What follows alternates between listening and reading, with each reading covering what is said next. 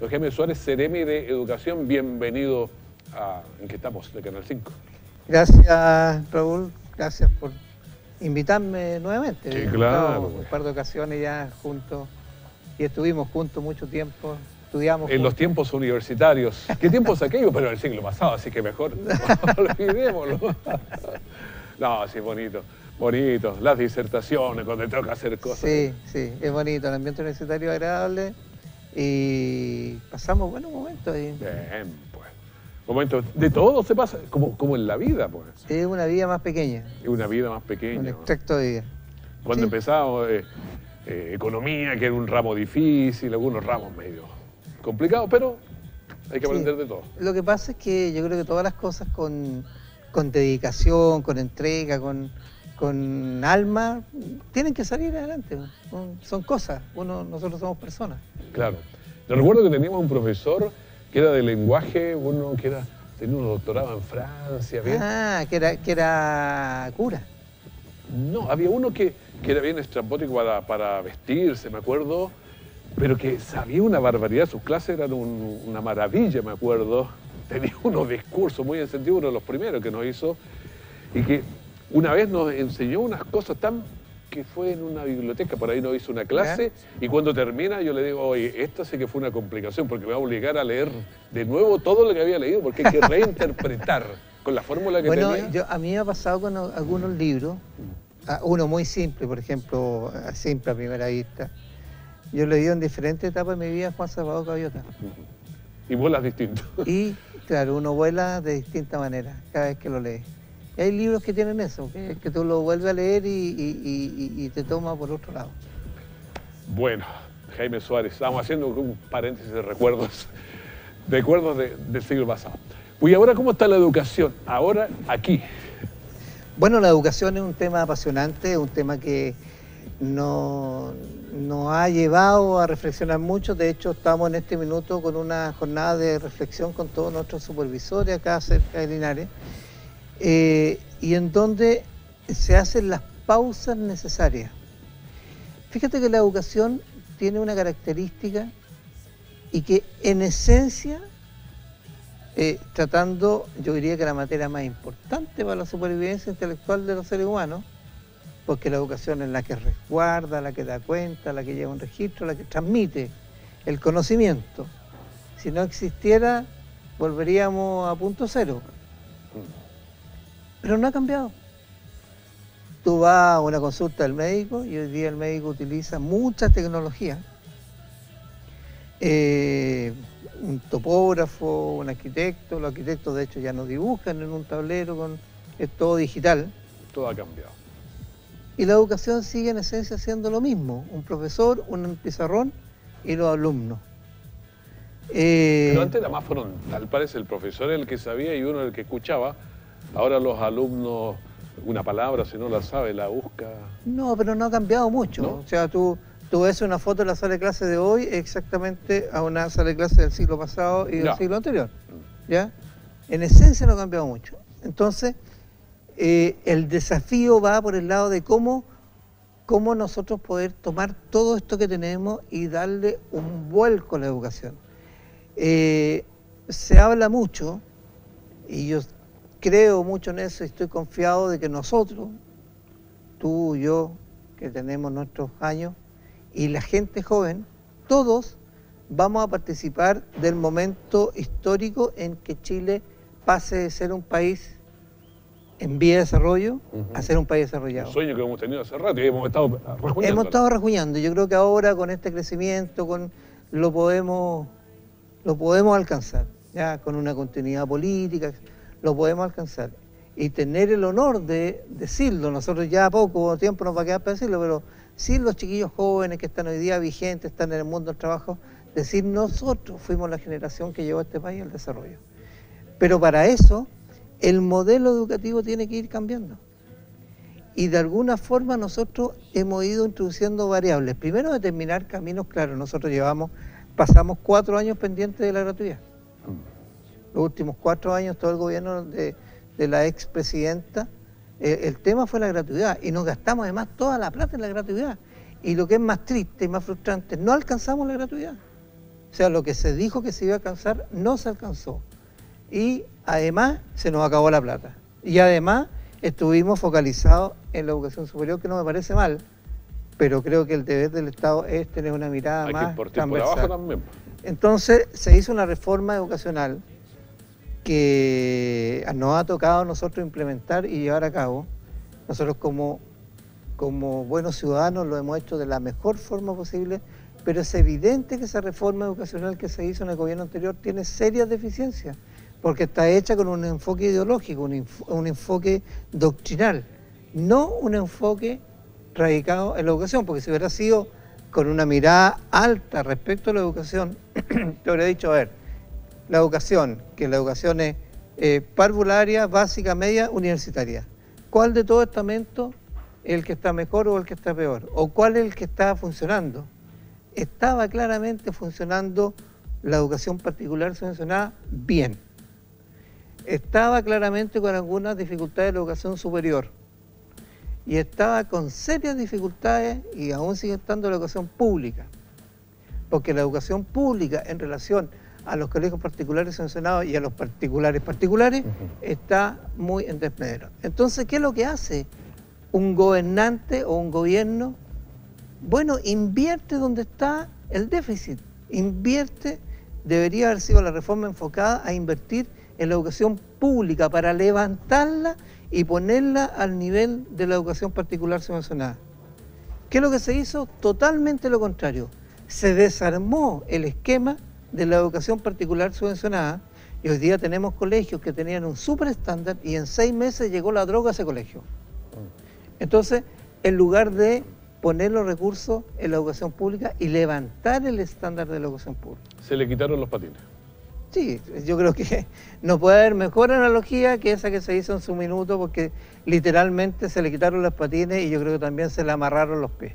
Así como le ponen esa amarra a los caballitos, le pusieron amarra en los pies a los niños y no los dejaron avanzar. Entonces el gobierno del presidente Piñera, lo primero que hace, nos da 3 órdenes muy claras. Primera orden, aquí nos vamos a preocupar de la educación parvularia, de los niños, ojalá desde que nacen. Ponerlos primero en la fila, como dijo. Primero en la fila. Hasta que entran a primero básico, porque además esos son los años en donde los niños más aprenden. Porque en los primeros años uno aprende a hablar, a relacionarse, los colores, todo, o sea, todo lo que son los insumos para desarrollar el pensamiento crítico, lo adoptamos en la educación parvularia. Y ahora, hoy en Chile, la educación parvularia tiene dos falencias. Primero, no hay ningún estándar en términos de infraestructura. Y segundo, no hay un currículum parejo para todos. Es decir, la educación parvularia hoy día se hace un poco al olfato, un poco al instinto de la gente. Porque tú puedes poner un jardín hoy día. Pones un jardín en una casa que más o menos lo arregla y pones unas parvularias a trabajar ahí. Ahí no hay un currículum como lo tienen, por ejemplo, todos los primeros básicos de Chile enseñan lo mismo, porque está estandarizado, claro. Hay un currículum. La parte baja primera no. Claro, no sucede. Entonces estamos en esas 2 líneas avanzando. Segundo eje, presidente Piñera, la educación técnico-profesional. ¿Por qué? Porque si queremos ser un país desarrollado, tenemos que cumplir con la norma de un profesional por cada 4 técnicos. Y aquí está invertido. Aquí tenemos mucho profesional subutilizado, claro. Producto de esta formación científica humanista que nos llevaba a la universidad a todos, ¿ya? Porque hasta hace muy pocos años no ir a la universidad era casi un pecado, o sea, todas las familias... No, era una frustración tremenda. Una frustración. En cambio, hoy día hay que ir a los niveles técnicos porque este país, para ser desarrollado, necesita tener la línea técnica cubierta, muy bien cubierta. Y ojo, normalmente los técnicos calificados tienen un estándar remuneracional igual o superior a un profesional, ¿ya? Y el tercer eje está dado por la calidad. La calidad. Y ahí tenemos múltiples acciones que están orientadas a la calidad, una nueva carrera docente, una nueva forma de calificar a los profesores, un nuevo trato y fundamentalmente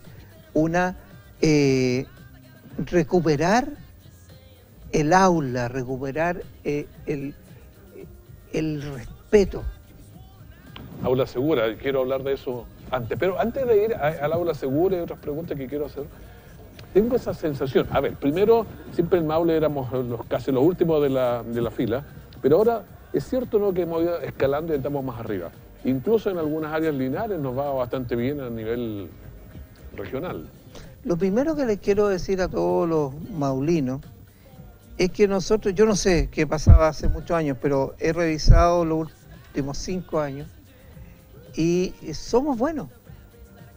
Somos buenos. Mira, por ejemplo, el CIMSE, que es lo más relevante, y todo el mundo sé que en el CIMSE, el año pasado, en todas las categorías, en los segundos, los cuartos, en las materias, lenguaje, matemática, etcétera, primeros o segundos a nivel nacional, en términos de puntaje. Aquí, el Liceo Valentín Letelier, premio nacional respecto de... Entonces, somos buenos. Tenemos los mejores indicadores en comprensión de lectura. Oye, ese sí que es un dato es interesante. Muy importante. Hoy día los niños llegan a cuarto medio y apenas saben leer y escribir. Y de ahí a comprender, hay una distancia enorme. Y tenemos muy buenos índices de comprensión de lectura en la región, los mejores, digamos, del país en una medición que se hizo. Entonces tenemos cosas para exhibir. Nuestro nivel educacional es bastante bueno. ¿Qué nos falta? Marketearnos. Nos falta difundir. Pero lo decimos poco. Fíjate que yo entrevistaba el otro día a personas que trabajan con... ¿Son competencias? No, la Agencia de la Calidad es un organismo colaborador. Es colaborador, pero es externo. ¿Cómo funciona? Es independiente, es como la superintendencia. Son organismos que están vinculados a educación, con los cuales hacemos una coordinación muy estrecha, pero son de apoyo. Especialmente la Agencia de Calidad es la que va investigando y va convirtiendo en estadística los resultados. Y después enseña cómo leer, todo eso. Pero él miraba ahí y me decía, pero Linares me dijo, tiene índices de convivencia que son de nivel nacional. Sí. Pero no lo decimos nunca. Bueno, el problema es que, por ejemplo, espacios como este no son muchos, ¿ya? Y normalmente la noticia se queda con el deporte, ¿no? Y se queda con el deporte, se queda a lo mejor con los hechos de violencia, porque hemos desarrollado más los chilenos una capacidad de tener morbosidad por las cosas medias truculentas, que hace que los noticieros se llenen de información basura, no información contundente.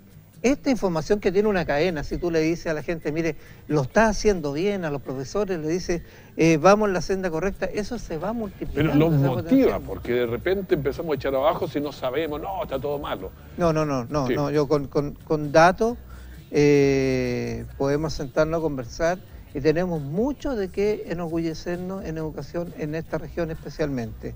Pero podemos mejorar. Siempre es el desafío. Sí. Ya, aula segura, pues. Un tema complicado ese. No tanto, yo creo que tuvo una buena evolución. Cuando se produce, y hay que hacer un poco de memoria, cuando se produce esto que ya fue, pero la culmine de la violencia, cuando empapan a una inspectora en Santiago con combustible, ¿ya? Eso claramente es una actitud que tiene una doble intención, porque después del combustible viene el fósforo. El fósforo. ¿Ya? Y esa persona habría tenido consecuencias horribles. Cuando pasa eso, el gobierno y el presidente Millán empieza a decir, tenemos que hacer algo. Y se envía con suma urgencia un proyecto que lo que hacía era que le entregaba la facultad al director de un establecimiento de poder expulsar en el acto a los encapuchados y a los que se encontraran con bombas Molotov. A ellos le tiraron al director ayer, claro. A un director, digamos, a la oficina. Claro, entonces no era solamente eso, que además venía acompañado de un plan de seguimiento, de acompañamiento, de tratamiento para estos jóvenes que caen en estas conductas. No era solo expulsarlo y que se vaya. Bueno, se envió así al Parlamento, en donde tú crees que un tema así va a ser de fácil venta o de fácil convencerlo todo y que iba a salir por un tubo. Eso y no. Se creía. Y no, tuvimos una resistencia de parte de fundamentalmente los sectores de izquierda más radicales, con el mismo tema de siempre, qué sé yo, esta especie de complejo frente a la autoridad o de frente a las normas que son contundentes, son fuertes. Yo digo complejo porque si tú miras a los países desarrollados, no hay ningún complejo de este tipo. O sea, claro, tú ves las ciudades y las carreteras limpias, pero es porque al que vota algo le ponen una multa, pero de los demonios. Por ejemplo, vemos en las grandes capitales el ejército en la calle, el ejército custodiando, ¿cierto?, los lugares turísticos, y no hay ningún complejo con que el ejército esté cumpliendo, esté ayudando. Aquí es impensado, porque aquí aún persisten muchos complejos respecto de la autoridad, derivados seguramente del gobierno militar, pero yo creo que esas cosas hay que superarlas. Y esto se vio ahora. Entonces, el primer día el proyecto se destrozó prácticamente, quedamos muy contrariados, muy decepcionados en realidad, y hicimos, y desde el presidente hacia abajo, todos hicimos lo que teníamos que hacer, que era llamar a la violencia por su nombre, violencia, y enfrentar a todas las personas y decirle, bueno, usted defínase, ¿usted está en contra de la violencia, sí o no? Porque esto no es una definición, es como el embarazo, la mujer o está embarazada o no está embarazada. Está medio embarazada. Medio embarazada no existe, aquí también. Usted frente a la violencia tiene una postura a favor o en contra, porque uno no puede estar medianamente a favor de la violencia. Eso no puede ser. Y yo creo que eso surtió efecto, porque finalmente se llegó a un consenso en el Parlamento, en donde, si bien es cierto, no se aprobó la expulsión, pero sí se aprobó la suspensión inmediata. El director tiene la facultad de suspender inmediatamente en el acto a estos alumnos y que haya un proceso acotado de 25 días en donde se investigue y se tomen las medidas necesarias para que ese alumno pueda de alguna forma cambiar su conducta. Aula segura, pero también me interesan las postulaciones a los liceos. Hablábamos recién de lo bueno que es el Valentín Letelier y otros, pero ¿cómo están las postulaciones ahí, los liceos emblemáticos? En el primer gobierno del presidente Piñera, él desarrolló un tema con los liceos bicentenarios, ¿ya? Que fueron científicos humanistas todos. Ahora, como el foco está puesto en los liceos técnicos, hay un llamado a concursar a todos los liceos técnicos del país para 35 cupos para nuevos liceos técnicos bicentenarios. ¿Por qué atractivo? Porque hay una inversión de por medio, aproximadamente 200 millones de pesos en inversión para cada colegio que gane este concurso, y el proyecto educativo que significa un liceo bicentenario, que ya hemos visto como los liceos bicentenarios tienen excelentes resultados. Son liceos de excelencia. Por lo tanto, lo que yo hago, un llamado a todos los colegios técnicos, en la región tenemos 70 y algo, para que postulen. Tenemos hasta el 15 de noviembre para postular y poder entrar a competir y poder, yo espero que en la región nos adjudiquemos 5 colegios bicentenarios de carácter técnico. Ojo que quedan 15 días y los días pasan volando. Así es. Y el tiempo se nos termina, pero tenemos que preguntar sobre, ¿hay becas, beneficios? ¿Qué? Bueno, tenemos una larga lista nosotros de becas, beneficios,